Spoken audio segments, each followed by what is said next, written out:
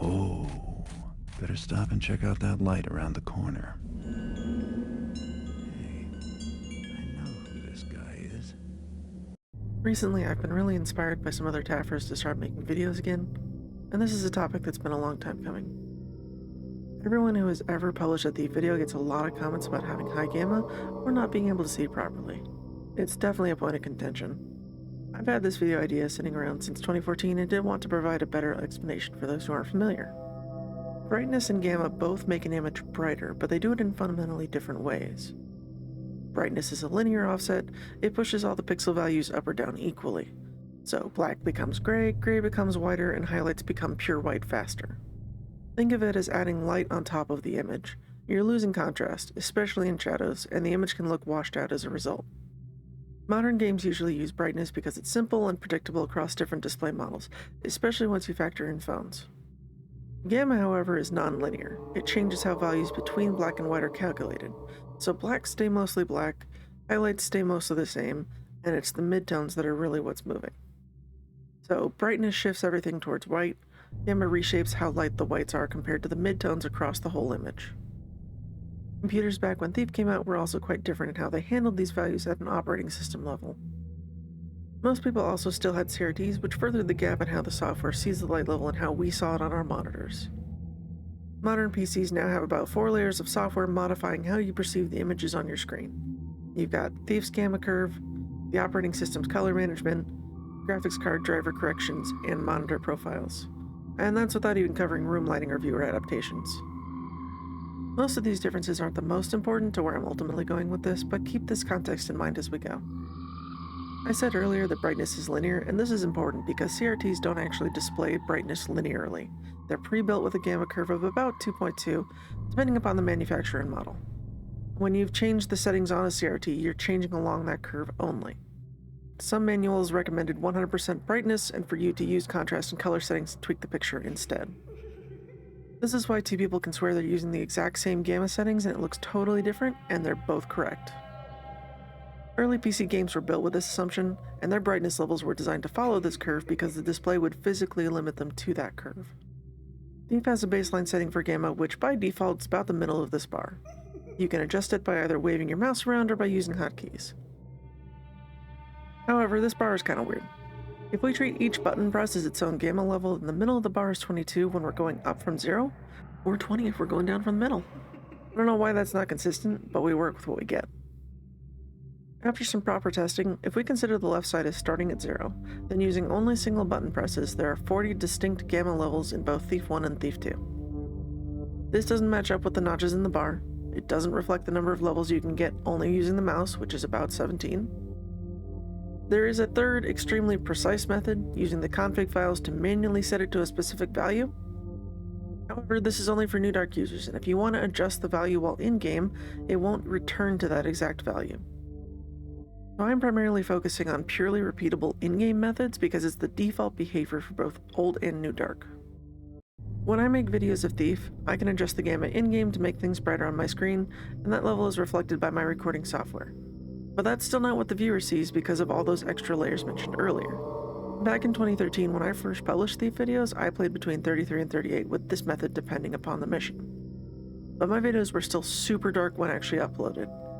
We didn't have a native dark mode for YouTube back then, so any darker video looked that much darker to the default bright white flashbang page YouTube used to be. Likewise, uploading a video to YouTube compresses the footage further, which makes subtle differences in dark values less distinguishable. And none of that factors in the downscaling for quality if you had slower internet. For that reason and for consistency, I recorded all my videos at max gamma, level 40. This is a very simplified explanation of the issue, but it means that one of the things I did to combat this was to upload those two videos to test gamma levels. To that end, I'm redoing this work but with more science to showcase how different gamma levels and different levels are affected here in 2026 under 1.28 New Dark. Particularly, due to New Dark, some changes have allowed authors to play around with more options in terms of lightings, and I'd also say that compared to earlier missions, a lot of authors have just plain gotten better at it. Keep in mind that I have no control over a viewer's environment, so hopefully this section of the video will also help you calibrate your own settings for optimal enjoyment of Thief videos. Feel free to guess what mission each scene is from in the comments below. Now to find some useful information.